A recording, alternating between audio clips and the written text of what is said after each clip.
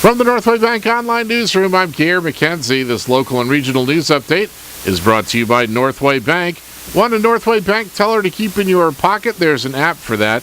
Now available for iPhone and Android. Download yours today.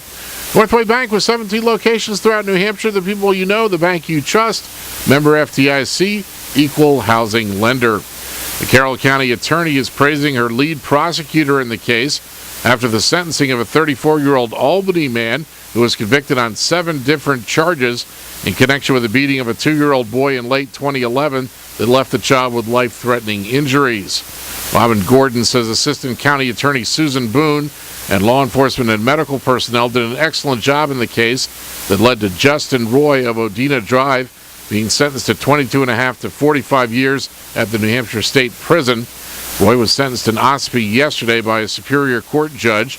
The Carroll County jury returned the guilty verdicts against him in February after hearing more than a week of testimony. Roy, who lived in his home at a park in Albany with the beaten boy's mother, was arrested and charged in early April of last year after a joint investigation by the Carroll County Sheriff's Office and New Hampshire State Police. Gordon believes Roy inflicted blunt force trauma on the boy in an outdoor shed after the assaults were reported on December 19, 2011. The victim was initially taken to Memorial Hospital in North Conway before being transferred to Maine Medical Center in Portland, where he was treated and later released.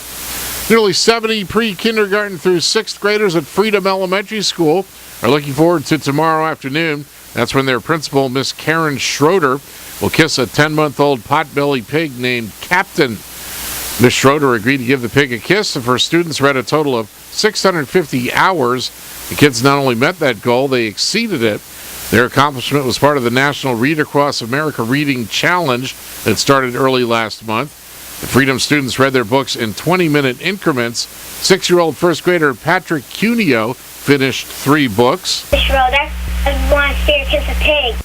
9-year-old third grader Kylie Knox likes fiction and nonfiction. She read 8 books. I forget the titles, but I like reading. I read about animals, like the vets taking care of the animals. I'll be a veterinarian when I grow up. Our principal's going to kiss the pig. I'm excited. And 12-year-old Jasmine Baker, whose family lives with Captain the Pig, read 3 books. She says she likes fiction. There's a lot more leeway with the information that they can give, and it makes it a lot more interesting. I read When Zachary Beaver Came to Town, and it was my favorite book.